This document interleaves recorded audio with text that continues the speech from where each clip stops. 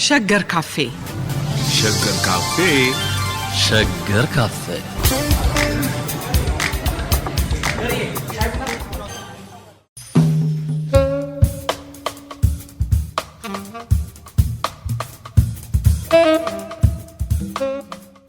በዘመን የተከፈለው የታሪክ ውይይት በዚህ ዘመን ከ1923 እስከ 1928 ወዳለው ምዕራፍ ወስዶናል። ተከታታይ ውይይቶች በዚህ ረገድ ተካሂደዋል። የሸገር ካፌ ባለ ጠረጴዛዎቹ ዶክተር ተካልኝ ወልደ ማርያምና ዶክተር ዮናስ አሽኔ ናቸው። ዶክተር ተካልኝ እዚሁ ድልበር ስቱዲዮ ከኔ ጋር ነው። ዶክተር ዮናስ ራቅ ብሏል፣ አሁንም እግር አብዝቷል። ስለዚህ እንደምንድነው ደህና ነው ወይ? ድምጹ ትንሽ ገጭጓ ቢገጥመው ይቅርታን ጠይቃለን። አድማጮቻችን እንደምን ሰነበታችሁ? ስለመጣችሁ በጣም አመሰግናለሁ። እናመሰግናለን እኛም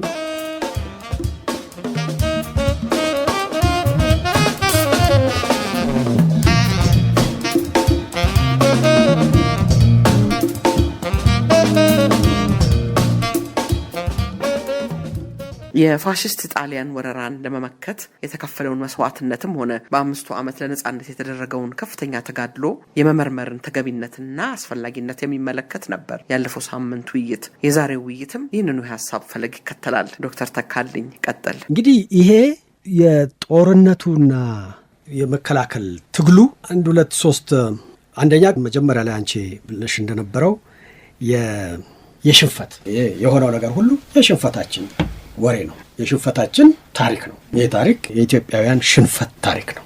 የዛን ጊዜ ሆኖ የሽንፈት እንጂ የመስዋዕትነትና እልህ አስጨራሽ ትግል ተደርጎ ድል የተገኘበት በኋላም ለተደረገው ትግል እና መጨረሻ ላይ ለተገኘው ድል ከነሱ ጋር ተናቦ የኢትዮጵያውያን የጸረ ቅኝ አገዛዝ ረጅም ትግል እልህ አስጨራሽ ትግል አካል ተደርጎ አይታይም። የሽንፈታችን ታሪክ ነው የሚለው ነገር ነው አንዱ ውጤት የዚህ እና እንደዛው ሁሉ የውርደትና የመዋረድ ስቶሪ ኦፍ ሼም ኤንድ ሂዩሚሊዬሽን እና ራዛን ኦፍ ይሄ ክብርና እምቢባይነት ኦነር ኤንድ ዲፋያንስ ሳይሆን የመዋረድና በአድዋ ያን ያህል ከፍ ያለ ደረጃና ስም ያገኘ አገር ወደ ታሪክ ነው የሚለው ነገር አብሮት ቀረ።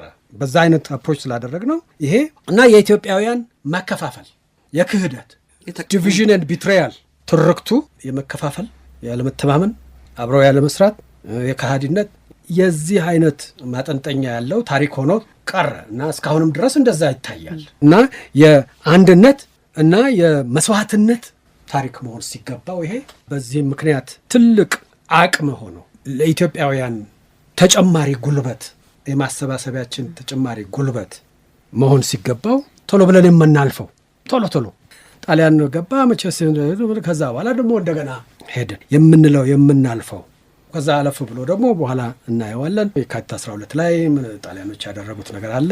አቡነ ጴጥሮስ እንደዚህ ያደረጉ መነኮሳቱ ፈጁ።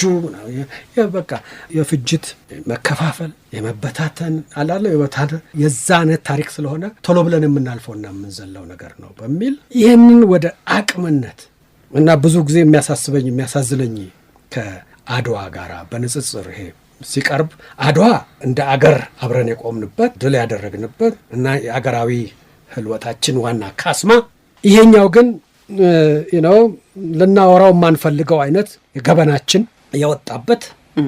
ስለዚህ በኢትዮጵያ ፋውንዴሽናል ስቶሪ አሁን አድዋ ብቻውን ነው የቆመው። ይሄኛው እንደ ፋውንዴሽናል አዲሽናል ልክ ለአድዋ አሁን ከቅርብ ጊዜ ወዲህ በተለይ የሰጠነው የመጣ ነው ከሱ ሌላ የለም አይነት እንድምታ ባለው አይነት መቅረቡ ያሳዝናል። ምክንያቱም ይሄ በጣም ብዙ ኢትዮጵያውያን ምናልባት ከአድዋ ጊዜ በበለጠ ከሁሉም የአገሪቱ አቅጣጫዎች በጣም ብዙ ኢትዮጵያውያን የተሳተፉበት እና ምናልባት ከአድዋ ጊዜ በበለጠ እንጂ ባነሰ አብረው የቆሙበት ምንም አይነት ፕሮፓጋንዳ ይደረግ ምንም አይነት ነገር ይደረግ ከአድዋ የማይተናነስ ትልቅ ኢትዮጵያዊ ታሪክ ሊወጣው የሚችል የታሪካችን አንድ ክፍል ነው። ነገር ግን በአግባቡ አልተጠቀምንበት፣ ዌስትድ ሆኗል። እንደውም ጭምራሽ የማንናገረው በለሆሳስ የምናልፈው የምናርፍበት ምዕራፍ ተደርጎ ቀርቧል። ይሄ ትልቅ ጉድለት ነው፣ ትልቅም እጦት ነው እና ኢትዮጵያውያን ብቻ አልነበሩም በዛ ጦርነት የተሳተፉት። እውነት ልንገራችሁ በጣም ብዙ ኤርትራውያን መጀመሪያ እንደውም በነ በነ ደጃዝማች በኋላ በከብዱት በነ ደጃዝማች ኃይለሥላሴ ጉግሳ ከኤርትራ ተመልምለው ገብተው ጣሊያንን ለማውጋት እኛ ከጣሊያን ጎን ሆነን ሀገራችንን አንወጋም ያሉ ሰዎች መጥተው በኋላ ደጃዝማች ኃይለሥላሴ ጉግሳ ሰልፋቸውን ሲቀይሩም ጭምር ከኢትዮጵያውያን ከሬዚስተንስ ፎርስስ ጋር የቀጠሉ በኋላም ደቡብ ኢትዮጵያ ጭምር አፄ ኃይለሥላሴ በስም ሁሉ ይጠሯቸዋል። በእነሱ የተመሩ ብዙ ኤርትራውያን ደቡብ ኢትዮጵያ በጦር ግንባር ተሳትፎ አብረው ሞተዋል እና ይህንን እና መስዋዕትነቱም እጅግ ሰፊ ነው። ከአድዋ ጋር በምንም አይደራረስ። በጣም ብዙ ሰዎች ቤታቸውን ንብረታቸውን እንደውም በአድዋ ጊዜ ለዘመቻ ሰው ሲጠራ ለዘመቻ አግባብነት ያለው ሰው እና መታዘዝ ያለበት ሰው ታዞ ወጥቶ እነሱ ይዘዋቸው የሚመጡት ሰዎች ናቸው። አሁን እዚህ ግን በኋላ እንትኑን እናየዋለን። የጦርነቱ ጊዜ የወጣው አዋጁን እናየዋለን። እስከ ገበሬ እስከ ባላገር ነጋዴ እስከ ነጋዴ ተጠርቶም አሁን ኢትዮጵያውያን በአድዋ ጊዜ ሲጠሩበት የነበረው ጥሪና በዚህ በአሁኑ በማይጨው ጊዜ እንበለው ማይጨው በመነለው የሚጠሩበት ጥሪው የተራሱ የተለየ ነው። በኋላ የዘመቻ አዋጁን እንኳን ስትሰሚው በጣም ብዙ ሰዎችን አድሬስ የሚያደርግ ነው። በዛ ደረጃ ሰው የተሳተፈበት አሁን ከእያንዳንዳችን ቤተሰብ ቢጠየቅ ከእያንዳንዳችን ቤተሰብ 2-3 ሰው ሄዶ ያልተሰዋበት እንትን የለም። ያው በጎን በኩል ያለ እንትናችን እንዳለ ሆኖ የዚህ ጊዜ የዚህ ጦርነትና የዚህ ትግል ታሪክና ትርክት መሆን የነበረበት እንዴት ኢትዮጵያውያን መጀመሪያ አብረው ቆመው እልህ አስጨራሽ ትግል እንዳደረጉ ከዛ ቀጥሎ ደግሞ አልሆን ሲልና ኃይል ሲበዛ እንዴት ከየቦታው ተጠራርተውና ጎበዝ አለቃ መርጠው በአገሪቱ የተለያዩ ክፍሎች አብረው እንዴት እንደታገሉ 5 ዓመት እና መጨረሻም ላይ የሚረዳ ኃይል እና ጉልበት ከሌላ ቦታ ከውጭ ቢገኝም ኢትዮጵያውያን ባደረጉት እልህ አስጨራሽ ትግል በከፈሉት መስዋዕትነት የተገኘ ድልና ነጻነት መሆኑን ይህንን አጉልተንና አግዝፈን ማውጣት ሲገባን ያንን ባለማድረጋችን ነው ትልቁ ጉድለት እምለው እና አብረን አሰባሳቢ ትርክት የምንፈልግበት ጊዜ ነው ይባላል። አሁን ከዚህ የበለጠ አሰባሳቢ ትርክት ከየት ይመጣል? እና ያለንን ነው በእጃችን ያለውን ነገር በደንብ አስተውለን ስላላየ ነው እና በዛ ፈንታ ይልቅ የግጭታችን የመናቆራችን የመመቀኛታችን የከፋፈላችን የካሃዲነታችን ታሪክ ካለው አስፈላጊነትና ክብደት የበለጠ ክብደት ሰጥተን እዛ ላይ ስንናቆርና ስናወራ ስለምንከርም በአድዋ ብቻ ተወስደን ቀረን። አድዋን እንመረምረዋለን። ምክንያቱም አድዋ በተመረመረ ቁጥር የሚናገረው ጥሩ ነገር ነው ስለ ኢትዮጵያ የሚል እሳቤ ስላለ እዚህ ውስጥ እጅግ በጣም ብዙ እሳቤ በጣም ብዙ ጉልህ የሆኑ የኢትዮጵያዊነት ምስክሮች የድንበርና የዛሬ ፈረንጆቹ ምዕራባውያኑ የፈጠሯቸው ድንበሮች ሁሉ ያልገደቡት የነጻነት ትግል ስቶሪ ከዚህ ውስጥም ሊወጣ አይችልም። ሳይወጣ መቅረቱ ነው ትልቁ ጉለትና የሚያሳዝነው ማለት ነው።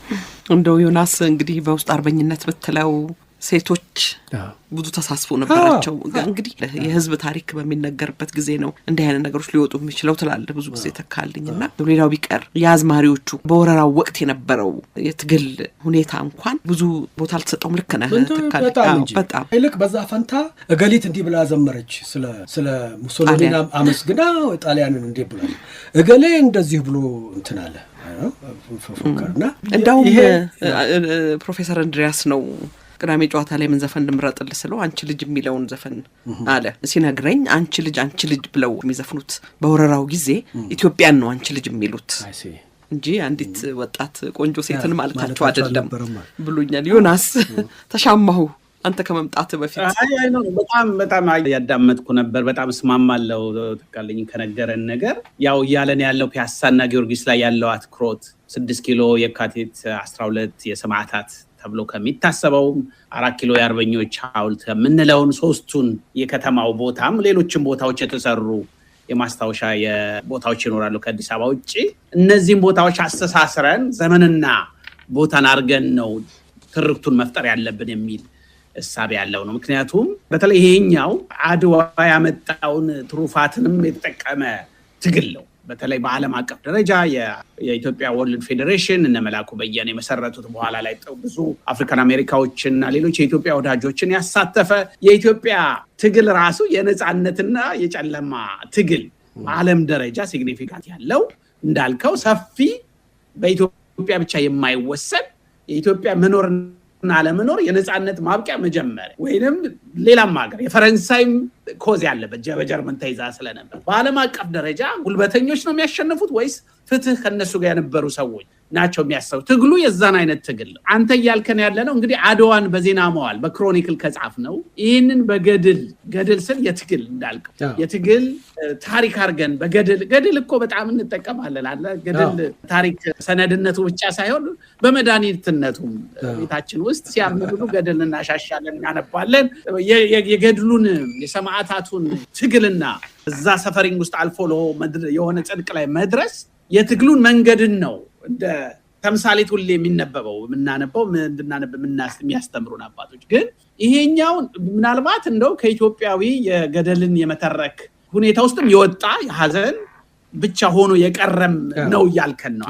ገድልም እንኳን ካደረግነው የሰማዕታቱን ታሪክ የምናነበው በትግል ውስጥ ከሆነ እንደውም የሚያሰባስበን ትግሉን ቀጣይነት ስላለው የቀኝ ግዛት የድህረ ቀኝ ግዛት የነጻነት መንገዱ ረጅም የሚቆም አይደል። በድል ብቻ በአድዋ የሚቆም ሳይሆን አድዋና ማይጨው እንደውም አንተ አብረን በአንድ የመተንተኛ ኩነት ውስጥ አስገብተን ትግሉ እየቀጠለ እንደመጣ አድርገን ትርክት ቢወጣለት ኢትዮጵያውያንንም ከኢትዮጵያ ውጭ ያለውን ፓን አፍሪካን ወይ የተጨቆኑ በቀኝ ግዛት የወደቁ ኃይሎች በሙሉ ያሰባሰበ መንፈስ ነው የኢትዮጵያ መንፈስ በተሰመነና በጣም እሱ ሁሌ የምትነግረን በሌላ መድረክ ላይ በትንሽ ጠረጴዛዎች ስለምትነግረንም በጣም አሁንም ደስ ብሎኝ ያዳመጥኩት የታሪክ ዕውቀታችንም የታሪክ ለትውልድ የምናስተላልፈው ዕውቀት በዚህ መልኩ እንደገና በመርማሪ ታሪክ እንደገና መጻፍ መተረክ መዘገብ እንዳለበት እየነገርከን ነው። እኔም የማስበው አድዋን በዜና መዋል የምንናገረው ከሆነ ማይጨውን በገድል ጀርና በፎርም ብንናገረው ሁለቱም አንድ ላይ የግሎሪና የገድልም የድልም ታሪክን አስተሳስረን ኢትዮጵያዊነትን ወይም የነጻነትን መንገድ እንደገና የምንተርክበት ይሆናል ብዬ አስባለሁ። በኋላ የሞቢሊዜሽኑን አዋጅ ስናነበው በተደጋጋሚ የተነሳው አጼ ኃይለሥላሴ እድል ባገኙ ቁጥር ወታደሮቹን ለማነቃቃት ያነሱት የነበረው ነገር ምንድነው? ይሄ የአሁንና የሰሞኑ ጉዳይ ብቻ አይደለም። ይሄ ብትሞቱም በታሪክ ፊት ወደፊት ስማችሁ ከፍ ብሎ ከመቃብር በላይ ሰው የሚውልበት እድል ነው። ይሄ የኢትዮጵያንም ታሪክ የኢትዮጵያውያንን የገድል የጀግንነት ታሪክ ብትሞቱም ሰው በጉንፋን የሚሞት የለ፣ በተስቦ የሚሞት የለ እና ለብዙ ሰዎች እኮ በጦር አውድማ መሞት ራሱ እኮ የሚፈለግ ነው ለጀግኖች። ከሞትኩ ሳይቀር በጦር ሜዳ ነው ሰው አይላል ሰው እና ለወደፊቱ ታሪካችሁ ለወደፊቱ የሀገራቸው ታሪክ ጣሊያን የሚመጣው ታሪካችንን ሊያጎድፍ ነው። ያ በጉልህ የዛሬ 40 ዓመት ከፍተኛ ቦታ የተሰጠው ታሪካችንን ሊያዋርደው ነው። ጣሊያን ማቆም ባትችሉ እንኳን ታሪካችሁ እንዳይዋረድ ማድረግ ትችላላችሁ ሞታችሁም የሚለውን ነገር ነው በተደጋጋሚ ይሉ የነበረው እና አልቲሜትሊ ግን እኛም ሁላችንም ዛሬ መጠየቅ ያለብን ያ ሁሉ ሰው ሞቶ ያ ሁሉ ሰው ተሰውቶ ይሄን ታሪካችንን አድነነዋል ወይ? ከፍ እንዲል እንዳይወርድ እንዳይዋረድ ያ ሁሉ መስዋዕትነት ተከፍሎ ስለዚህ ጊዜና ሁኔታ የሚወራ ወሬ የአርበኛና የከዳተኛ የሽፍታና የቀማኛ የባንዳና የስደተኛ የሚሸሽ የፈሪና እንትን እንደዚህ አድርገን በትንትን አድርገነው ከጥቂቶች ሐውልት ብናቆም ለተገደሉ ሰዎች የጣሊያንን ጭካኔ ለማሳየት ሐውልት ብናቆም መጨረሻ ላይ የሚገባቸው ለአርበኞቹ እሱ ላይ ፕሮብለም የለው። ግን ያልተዘመረላቸው ያልተወራላቸው ያልተነገረላቸው ስማቸው የማይታወቅ ብሔራቸው በዝርዝር ተደርጎ ለዛሬው አይነት ትንታኔ የማይመች ብዙ ኢትዮጵያውያን በየቦታው ለከፈሉት መስዋዕትነት በቂ የሆነ ነው ወይ? በዛ ጊዜ ያለን ሜሞሪ እና ያንን እንዴት በትቢያ ላይ ከተጣለበት አንስተን የሀገራችን ትልቁ ቢያንስ ከአድዋ ያልተናነሰ ትልቅ የኢትዮጵያውያን የገድል ታሪክ የሆነ እንዳለው ልናደርገው ይገባል የሚለው ላይ መነጋገር የግድ ነው። ቅድም እንዳውም አዝማሪዎቹ እንደዚህ ብለው ዘፈኑ ስትል ንጋቱ አከልካይ ናቸው እንግዲህ የሚከሰሱት የነበሩትና እንዴ አማኑኤል ቸር ነው ያልኩት እኮ እኔ በቅኔ እኮ መናገሬ ነው አማኑኤል አስወጣልኝ ከዚህ ማለት ነው የሚል እንግዲህ የሳቸው እሱማ በኋላ ምንድነው መተንተን ቢያስፈልግ እንግዲህ የተለያዩ አምዶች ከዚህ ውስጥ መውጣት ይችላሉ አይደለ? የሽምቅ ውጊያው አንድ ጉዳይ ሊሆን ይችላል። የመሪው ከሀገር መውጣት በጀ ወይስ አልበጀም የሚለውን ነገር እንደዚሁ ማየት ይቻላል አይደለ? ኖሮ የሚባል ነገር የለም ብለኛል በታሪክ አይደለ ተካልኝ? ቢሆን ኖሮ የሚባል ነገር ባይኖርም ግን በታሪክ ውስጥ አለ፣ በታሪክ እይታ ውስጥ አለ፣ በመርማሪ ምሁራዊ ሙያዊ ታሪክ ትንታኔ ውስጥ ግን የለም ብለሃል። አዎ፣ ግን እሱስ እነዚህ ነገሮችስ እንደው ለወደፊት ለመረመር መነሻ ሊሆኑ አይችሉም ወይ? እርግጥ አንዳንድ ነገር ተሰርተው ሊሆን ይችላል፣ ምናልባት አላውቅም። በአለፍ ገደም የሚያነሷቸው ሰዎች አሉ። እነዚህ ጥሩ የምርምር ርዕስ አይሆኑም ወይ? እንግዲህ ሁለት አይነት ነው አየሽ። አንደኛው ቁብ ያልተሰጣቸው የገድል ታሪኮችን ፈልጎ ማውጣት ነው። የስብስቦች ኮሌክቲቭ የሚሆኑ የግለሰቦችም ታሪክ የሆኑ በደንብ ያላየናቸው ያላተኮርንባቸው ትኩረት አድርጎ ጣት ነው አንዱ። ሁለተኛው ተልከስክሰው የቀሩ አላስፈላጊ ቅቤ የተቀቡ የተበላሹ ታሪኮች እዛም እረምት ስራ መስራት ያስፈልጋል። በሁለቱም በኩል መሄድ ያስፈልጋል። ነገር ግን አገራዊ እሳቤ ያስፈልገዋል። ይሄ ዝም ብሎ ሳይንሳዊ ትንተና የመስራት ጉዳይ አይደለም። አገራዊ እሳቤ አድዋ ላይ እንደሚደረገው ማለት አገራዊ ዓላማና ግብ ያለው አይነት አካሄድ ይፈልጋል። የቅንጅት ስራን ይፈልጋል። በብሽሽቁ ከቀጠልን የትም የሚሄድ ነገር አለ። ብሽሽቁንም ኢን ኮንቴክስት አድርገን ከዛ ባለፈ ግን ስለ ኢትዮጵያ በዛ በመከራ ጊዜ ሰው ብዙ ጊዜ ያንን መከራ ጊዜ ነው የሚለው 5 ዓመት ነው፣ በኋላ እንመጣበታለን። እቺ የትግሏን ጊዜ እቺ የጦርነቷን ጊዜ በየቦታው መርዝ ጭስ ተርከፍክፎበት ሰውነቱ ተበጣጥሶ በየቦታው በቃላት ሊገለጽ ከሚችል በላይ መከራና ፍዳ የተቀበለው ኢትዮጵያዊ መስዋዕትነት እንዲያልከስክሰን የከሃዲዎችና የናምን ያመጣው ሽንፈታችን ነው ብለን አልፈን እኛ አዘዋይስ አድዋ ላይ እንዳሳየ ነው ጀግኖች ህዝቦች ነን በሚል አይነት ትርክት አልከስክሰን ማስቀረት ትልቅ ድክመት መገለጫ ነው። ስለዚህ ያም የሚታረመው የሚስተካከለው ሀገራዊ አስተሳሰብ የቃኘው የቅንጅት ስራ እና ሆን ተብሎ ታሪክን አንድ የእንግሊዝኛ ቃል አለች፣ ታሪክ ጥቅም በሚሆንበት አይነት መልክ መተርጎም ማለት ነው። ቫሎራይዝ ማድረግ ቫሊዩ መስጠት እና ያንን የማድረግ ስራ ይጠይቃል። መነሻው ግን ግንዛቤ ነው። እኛም እዚህ የምናደርገው ሙከራ ግንዛቤው ላይ መሻሻል እንዲሆን ማድረግ። አንዳንዴ ብርታት ያጥረናል።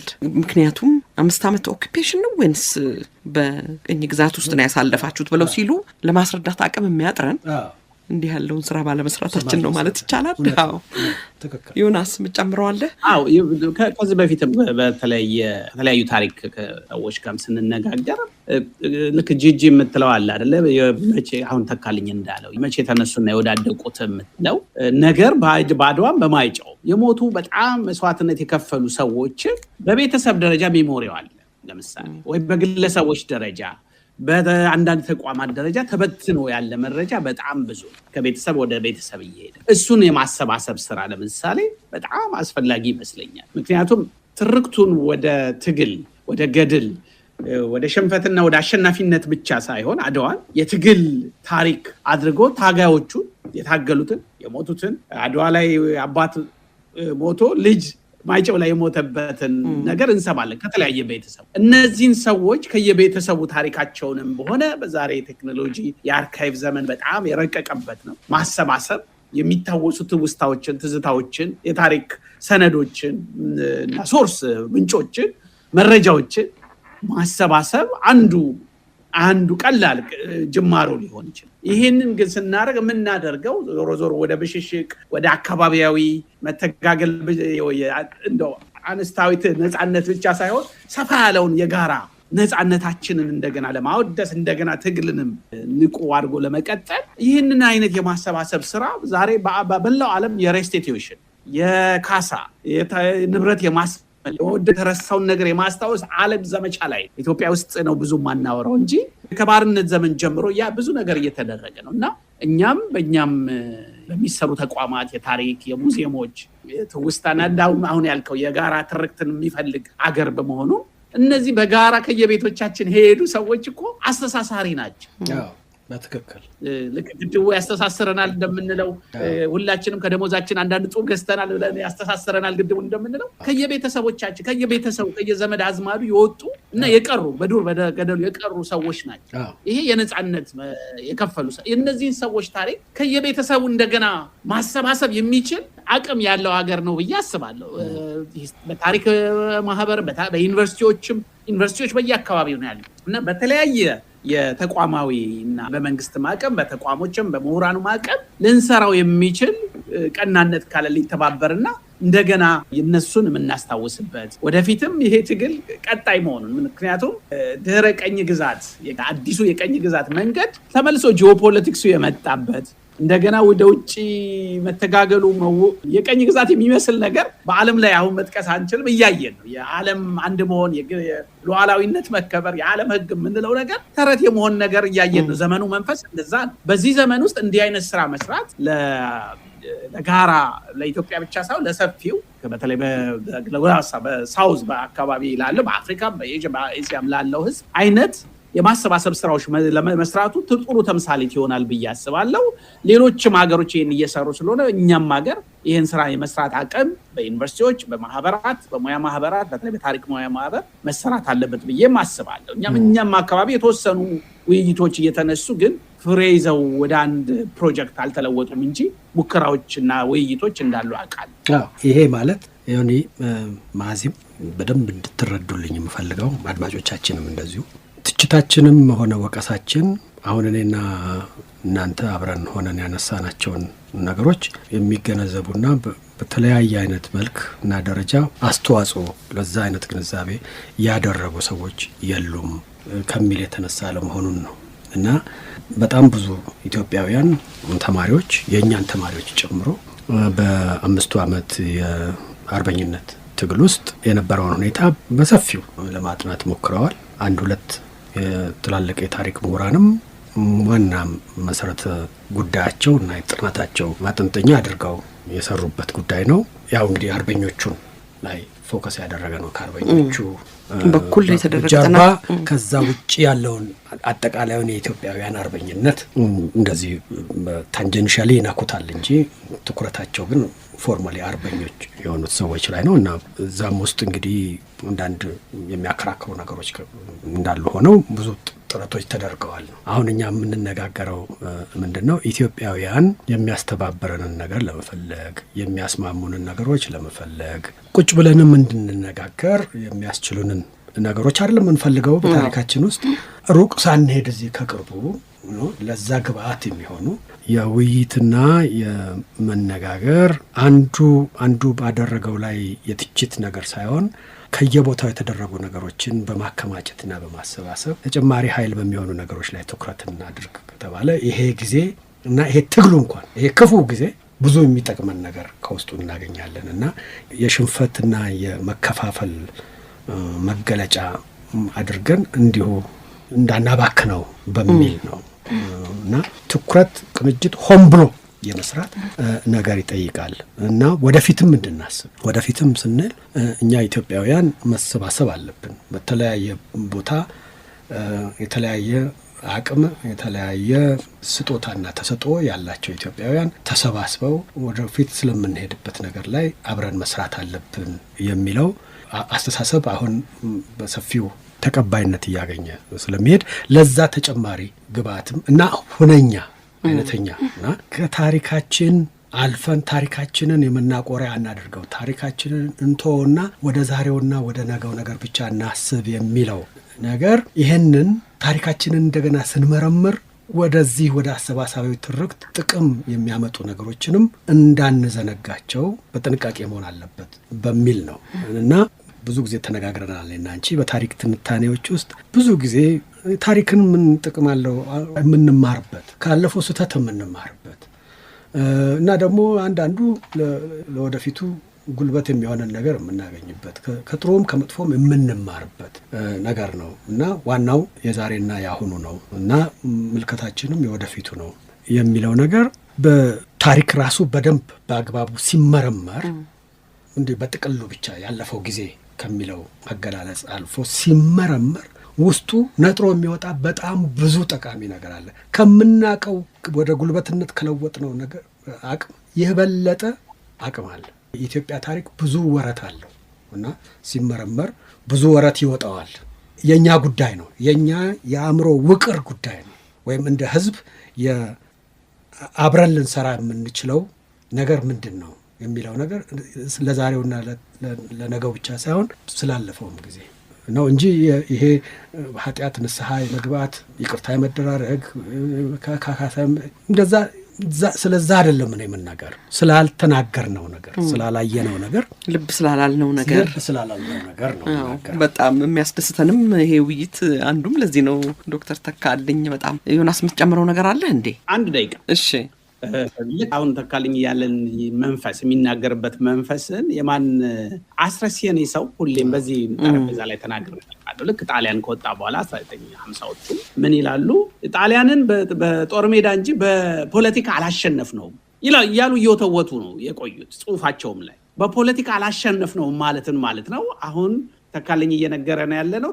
የታገሉትን በተለያየ አይነት ዘርፍ ኢትዮጵያውያን በዛ የመከራ ዘመን ያሳለፉትን ነገር በኋላ ላይ የመከፋፈያና የመጣ ፖለቲካ ወርሰናል፣ ከዚህ ፖለቲካ መውጣት ጣሊያንን ማሸነፍ ነው የሚል መንፈስ ያለው ንግግር ይናገሩ ነበር በዛው ዘመን። ይሄ አሁንም ድረስ ያንን የቀኝ ግዛት የፖለቲካ የማሸነፍ ስራ መስራት እኛ ጋር ነው ኳሱ የሚል ምክር። በጦር ሜዳው አሸነፈ፣ ብዙ ሰዎች መስዋዕት አሸነፈው፣ ግን የወረስነው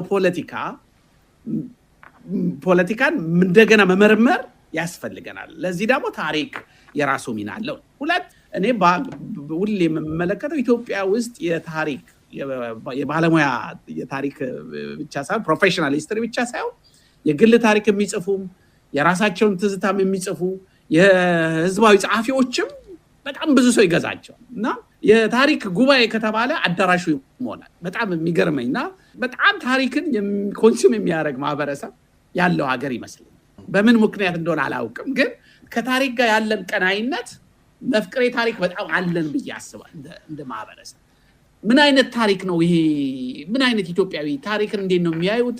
የታሪክ ፍልስፍናቸው ምን አይነት ነው የሚለውን እርግጠኛ አይደለም። ግን የታሪክ ጉባኤ ከተባለ ሙሉ ነው አዳራሹ፣ ሰው ይመጣል። የታሪክ መጽሐፍም ከተባለ የታሪክ ትዝታም የትውስታም የህዝባዊ ታሪክ ፕሮፌሽናል ሂስትሪም ከተጻፈ ሰዎች ይገዛሉ፣ ያነባሉ፣ ይወያያሉና ስለዚህ ታሪክ ውስጥ መድኃኒታችንን መፈለጋችን አዋጭ ነው ብዬም አስባለሁ። አንተ ያልከውን ነገር በደንብ ለእኛ ሀገር በጣም መሬት ላይ ዝም ብሎ ከውጭ ቀርተን ታሪክ እንዲያደርጋል ስላይሆን እኛ ሀገር ለህዝቡ ለታሪክ ካለው ቀናይነትም ታሪክንም እየሰራ የቆየ ማህበረሰብ ከታሪክ ጋር ያለው ቁርኝትም ትንተናውም የተለያየ ቢሆን ያንን የተለያዩ ታሪኮች ባለሙያው የጻፈውንም ህዝባዊ ወይም የግል ጸሐፊውንም ለይቶ ደርድሮ ሼልፍ አዘጋጅቶ ከየሼልፉ እያነሳ እንዲያነብና አንድ ስርዓት መፍጠር ነው ያቃተን እንጂ ለታሪክ ቀናይ ነገር አለው። መድኃኒቱን እነዚህ መደርደሪያዎች ላይ መፈለጋችን ጥሩ ነው ብዬ አስባለሁ። እሱን ለማስመር ነው አንተ ያልከው። የዛሬውን በዚሁ እንደምድመው አብሮን የነበሩት አድማጮቻችን ዶክተር ተካልኝ ወልደማርያምና ዶክተር ዮናስ አሸኔ ናቸው። ሁለቱንም ከልብ አመሰግናለሁ። እናንተም ይህንን ፕሮግራም ስለምትከታተሉ በጣም በጣም አመሰግናለሁ። ሁላችንም እናመሰግናለን።